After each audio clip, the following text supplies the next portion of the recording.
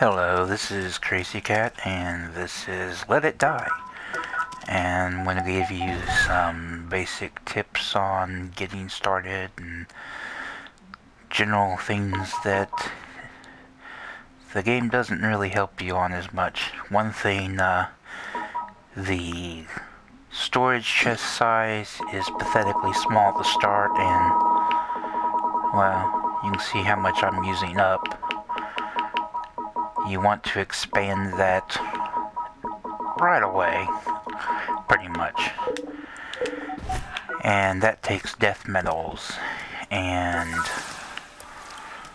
that's what you want to spend death metals on. That's pretty much the only thing you want to spend death metals on. The game's called Let It Die, and when you die, yep, that pretty much says it all. You should let it die. That is kind of a hint, I think, from the people who make the game. You shouldn't use your death metals to bring yourself back. You can, but I would really only suggest it for getting past a boss fight. And then getting to the next elevator. That's really about it, and I wouldn't suggest that even until after the first dawn, and maybe for the first dawn. But other than that, please don't spend your death metals.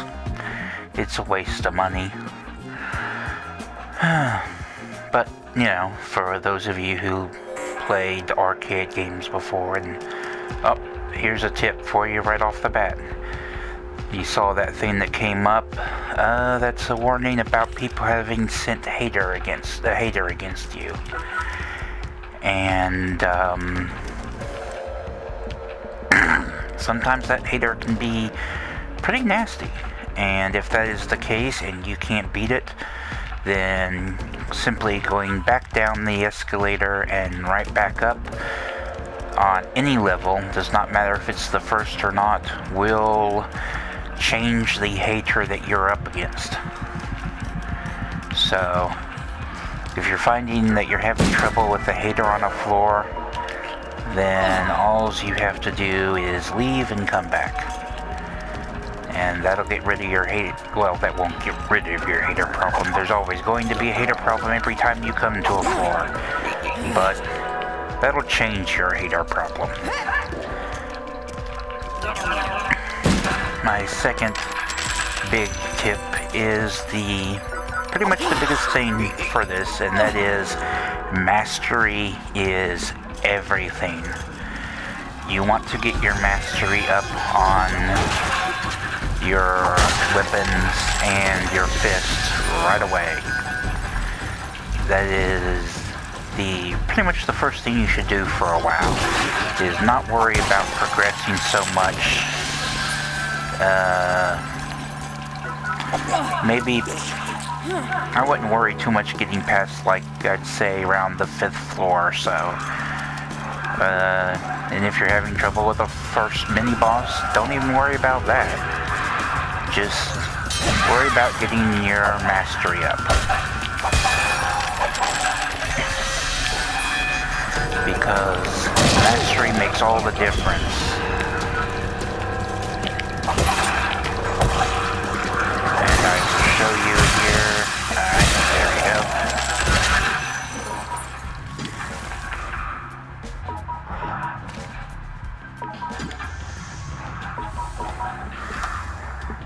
Scroll down.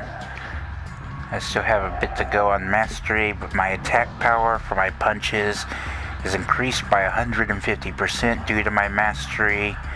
My rage moves are 45%, and, you know, as it goes on and on, I just have a lot of various different abilities unlocked by my mastery. And as you can see, I've been working pretty hard on my masteries. This is an important mastery if you're going to P versus.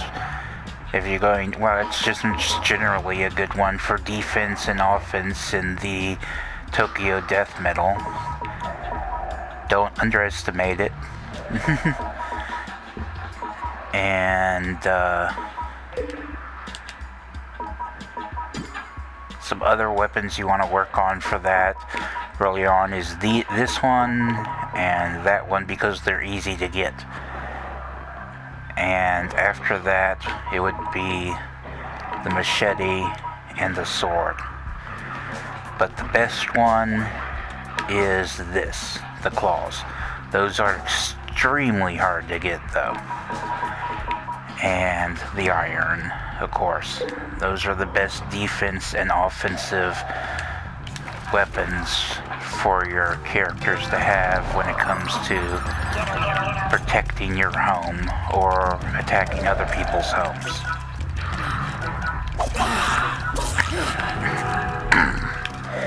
Another thing is pay attention to the login screen for the daily layout and what bonuses are on. For example, today, right here, it's Friday, and Mondays and Fridays are the best times to get kill coins. And going there will get you a lot of kill coins. Oh, another thing on mastery. The mastery only is determined by the last damage done, what killed them. So, if you do a gore-tastic, then that counts. And for your weapons other than your punch, gore-tastic does not use up durability or ammo. Well, I don't think it uses durability. It's kind of hard to tell if it does or not. But it definitely doesn't use ammo. So, gore-tastic is a great way to raise mastery up. Another tip is to always cook everything in the fire.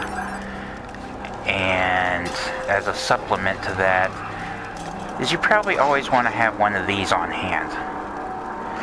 The fireworks launcher. Not only is it a pretty decently damaging weapon, but, well, it's a decently damaged weapon once you get your mastery up. Not so much when it's just starting out. The other thing is, you can target beasts, and when you do, oh well, hold on, let me kill this thing. When you target a beast and you shoot it with the fireworks launcher, you now have grilled beast, and this works on all the beasts.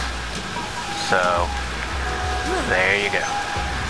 Instant cooking without having to go to a fire. Unfortunately, you can't target mushrooms, so I don't even know if it's possible to do that with a mushroom.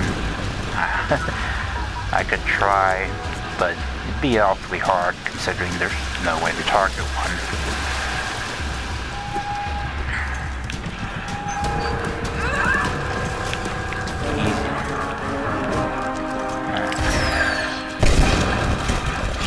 I wish I had it out right now, but I unfortunately... foo. Well, here's a good time to So what do you think about our... Oh, I see. That's too bad. Sometimes such decisions are necessary, though. I understand. The only bad part about it is that you always have to listen to her whine.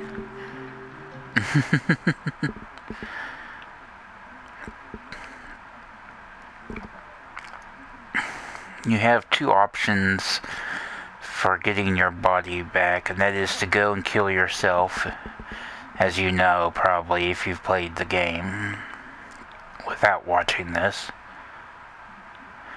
And the other is to simply pay to get your body back. And if you pay to get your body back, you get everything that was on your body, your experience points, your items, and your kill coins. So if you had more kill coins on you than it costs to have your body retrieved, then wow, it's pretty much worth it. And I don't even have enough to go get it, so I either have to go get more coins or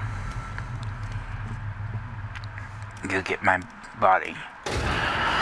And considering I'm pretty sure I didn't have more coins than 5,000 on me, it's just gonna be better to go and kill myself. Also, always get your dailies.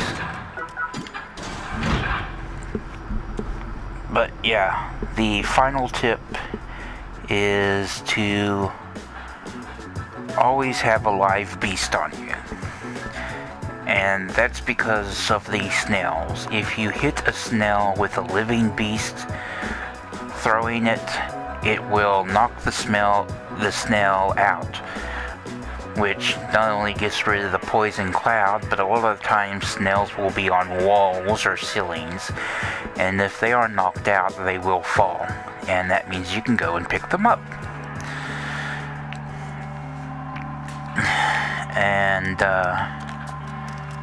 you may or may not know this, it's probably happened just from accident, but every single beast in the game, if you kill it, it produces a mushroom, and that mushroom is specific to that beast, and the only way to get it is by killing the beast and letting the mushroom grow out of it.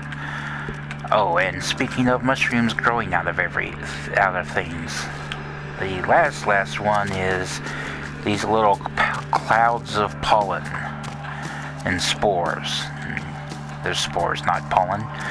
But if you kill a living enemy in it, you know, kind that pulls blood around it, there is a much higher chance of that enemy producing a mushroom. So if you are low on health and are in desperate need of a health boost enough to resort to hoping to get one of the heal shrooms, whatever they're called, then you can try luring an enemy to one of those spore clouds in hopes of getting a mushroom. I've done this before, and yeah, it works, but not as much as I would like it to. But then again, if it worked all the time, then you'd be getting an awful lot of them on accident. But it does increase the chances. So, spore cloud. Doesn't seem to be much else I can think of for general tips. But I will update after this with one for P versus P. And that's about it. One more thing that I remembered. Always collect blueprints. They are the most valuable items in the game. If you are looking for kill coins anyway. Even the most basic of blueprints sell for like 300 to 500 kill coins, which is more than the items that they produce in pretty much any condition. So if you're trying to just carry stuff on you to bring it back to sell, you want the blueprints over the items. So even if you already have the item that the blueprint is for, If you are looking to make money, then grab it anyway.